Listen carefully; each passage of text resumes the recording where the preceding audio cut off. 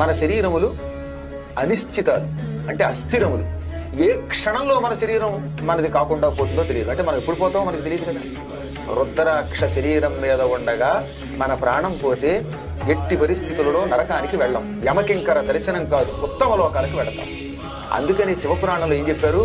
ఒరే వెర్రివాడా, ఇలాగే అన్నాడు నందీశ్వరుడు, నీకు నీ ప్రాణం ఎప్పుడు పోతుందో తెలియదు. పోయేటప్పుడు నీ శరీరం మీద రుద్రాక్ష ఉంటే నరకానికి పోవు. ఒకవేళ రుద్రాక్ష లేకపోతే నీ పాపముల వల్ల భయంకరమైన యమదండనకి నీవు గురి కావచ్చు.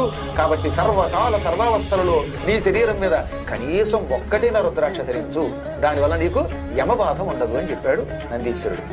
రుద్రాక్ష ధారణాదేవ రుద్రోభవత్య సంశయ. రుద్రాక్ష ధరించిన వాడు శివుడే అవుతాడు. ఇక్కడ రుద్రాక్ష కూడా మంత్రపూర్వకంగా ధారణ చేసిన వెంటనే శరీరంలో ఒక అవయవం అయిపోయింది. కాకపోతే ఎందుకు మెడలోనే ఉంచుకోవాలి ఎల్లవేళలా అంటే దానికి ఒక కారణం చెప్పారు. దేవీ భాగవతంలో 11వ స్కంధంలో రుద్రాక్ష మహిమ ఉన్నది దేవీ భాగవతంలో. మళ్ళీ శివపురాణంలో కూడా ఉంటుంది. పూర్వం ఒక దుర్మార్గుడు చచ్చిపోయాడు.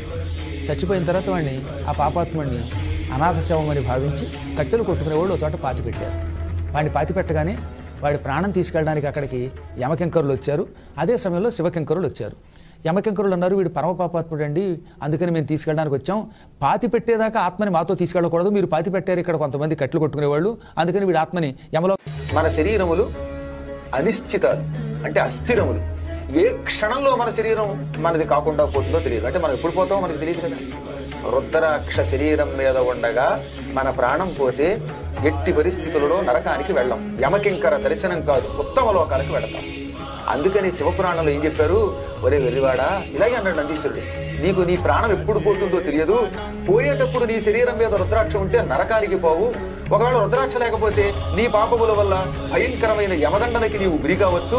కాబట్టి సర్వకాల సర్వావస్థలలో నీ శరీరం మీద కనీసం ఒక్కటైనా రుద్రాక్ష ధరించు, దానివల్ల నీకు యమబాధ ఉండదు అని చెప్పాడు నందీశ్వరుడు. రుద్రాక్ష ధారణాదేవ రుద్రోభవత్య సంశయ. రుద్రాక్ష ధరించిన వాడు శివుడే అవుతాడు. ఇక్కడ రుద్రాక్ష కూడా మంత్రపూర్వకంగా ధారణ చేసిన వెంటనే శరీరంలో ఒక అవయవం అయిపోయింది. కాకపోతే ఎందుకు మెడలోనే ఉంచుకోవాలి ఎల్లవేళలా అంటే దానికి ఒక కారణం చెప్పారు. దేవీ భాగవతంలో 11వ స్కంధంలో రుద్రాక్ష మహిమ ఉన్నది దేవీ భాగవతంలో. మళ్ళీ శివపురాణంలో కూడా ఉంటుంది. పూర్వం ఒక దుర్మార్గుడు చచ్చిపోయాడు. చచ్చిపోయిన తర్వాత వాడిని, ఆ పాపాత్ముడిని అనాథ శవం అని భావించి కట్టెలు కొట్టుకునేవాళ్ళు ఒక చోట పాతి పెట్టారు. వాడిని పాతి పెట్టగానే వాడి ప్రాణం తీసుకెళ్ళడానికి అక్కడికి యమకింకరులు వచ్చారు. అదే సమయంలో శివకింకరులు వచ్చారు. యమకింకరులు అన్నారు, వీడు పరమపాపాత్ముడు అండి, అందుకని మేము తీసుకెళ్ళడానికి వచ్చాం. పాతి పెట్టేదాకా ఆత్మని మాతో తీసుకెళ్ళకూడదు, మీరు పాతి పెట్టారు ఇక్కడ కొంతమంది కట్టెలు కొట్టుకునేవాళ్ళు, అందుకని వీడి ఆత్మని యమలో